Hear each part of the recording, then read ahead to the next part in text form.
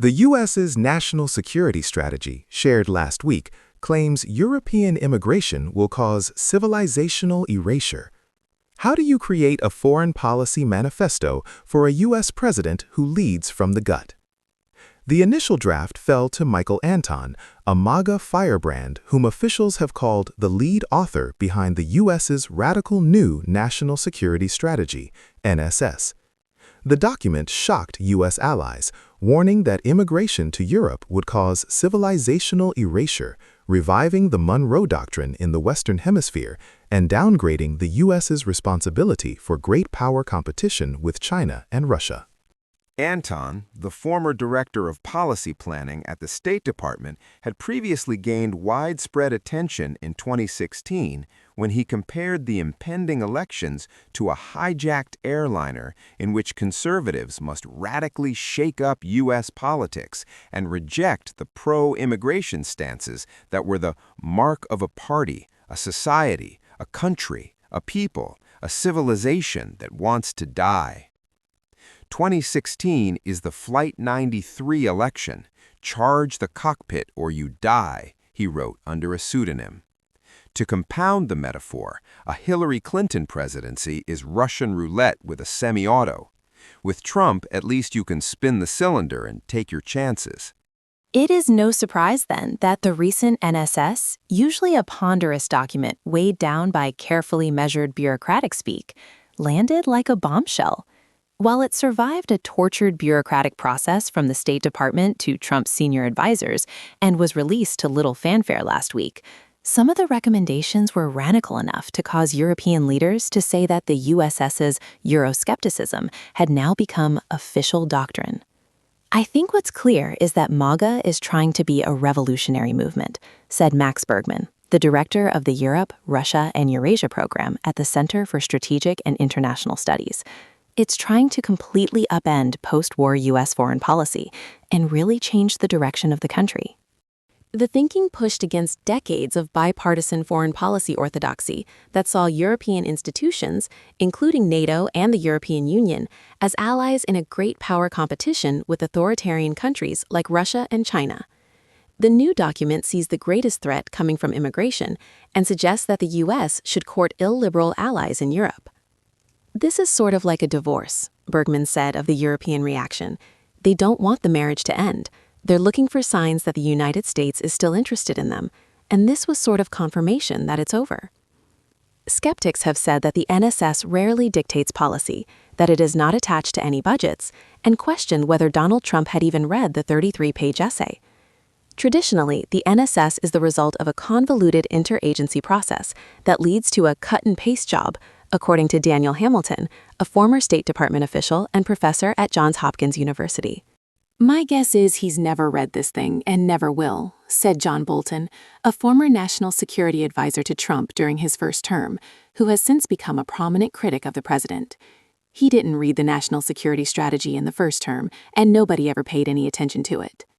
But in a subsequent interview with Politico, Trump echoed the strategy's criticisms of mass migration, indicating that even if he does not have time for a policy document, its horror at multiculturalism is closely aligned with his thinking. If it keeps going the way it's going, many of those countries will not be viable countries any longer, Trump said. Their immigration policy is a disaster. What they're doing with immigration is a disaster. National security strategies, which have been made public by U.S. administrations since the mid-1980s, have often served as a sparring ring for different visions for U.S. foreign policy, with rival officials injecting language to reflect their key interests. Under Trump, the White House has significantly slashed staff at key national security apparatuses as part of its effort to streamline government and cull a disloyal bureaucratic deep state, including at the National Security Council, the main forum that would traditionally coordinate U.S. national security policy. The result is a document that is less polished, but also one that will be more difficult to implement, said observers. However, the NSS does read as a manifesto for a number of Trump's closest advisors across the foreign policy space, including J.D. Vance, who denounced European liberalism in a speech at the Munich Security Conference in February, and the powerful Deputy White House Chief of Staff Stephen Miller, who has said that immigration should be a top national security priority for this administration. The sections on Latin America closely reflect the thinking of Marco Rubio, Trump's Secretary of State, who, after a shaky start, has established his place among the president's closest advisors. Trump himself is said to have little interest in policy. As a result, advisors to Trump produced a written articulation of the gut instinct that the president lives by, said Hamilton, who is also a non-resident senior fellow at the Brookings Institution's Center on the United States and Europe. That's about the best you can call it, he said. He won't write it himself, or even read it, probably, but his people are trying to give an articulated worldview behind, kind of, where his instincts go. While the document does not stipulate specific policy recommendations, there are signs that its spirit is already being implemented in parts of the vast U.S. bureaucracy. U.S. embassies in Europe, as well as Canada, Australia, and New Zealand, have been ordered to gather data on crimes committed by immigrants, and senior officials have said that mass migration is an existential threat to Western civilization and the safety of both the West and the world. The 2024 Human Rights Report from the State Department, set to be edited before release by Anton and other senior aides to Rubio, reported significant human rights issues in Germany, including censorship and anti-Semitism, while softening language on Israel's war in Gaza and reports of torture and extrajudicial killings in El Salvador.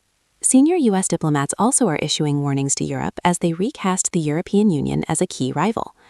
Either the great nations of Europe are our partners in protecting the Western civilization that we inherited from them, or they are not, wrote Christopher Landau, the Deputy Secretary of State who has taken the lead on promoting the administration's immigration goals shortly after the document's release.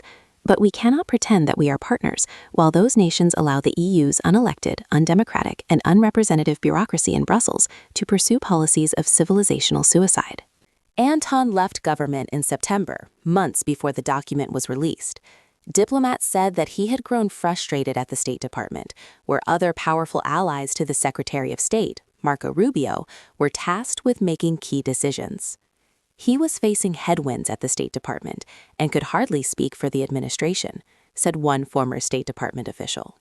In conservative circles, some people have warned that while the Trump administration may not implement the vision described in the NSS, Trump's potential successors, including Vance, have a draft for a future Maga foreign policy.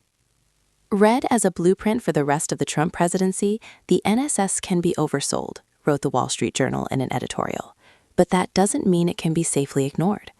The NSS represents the worldview of those who hope to shape American policy long after Mr. Trump completes his second term. Their ideas matter.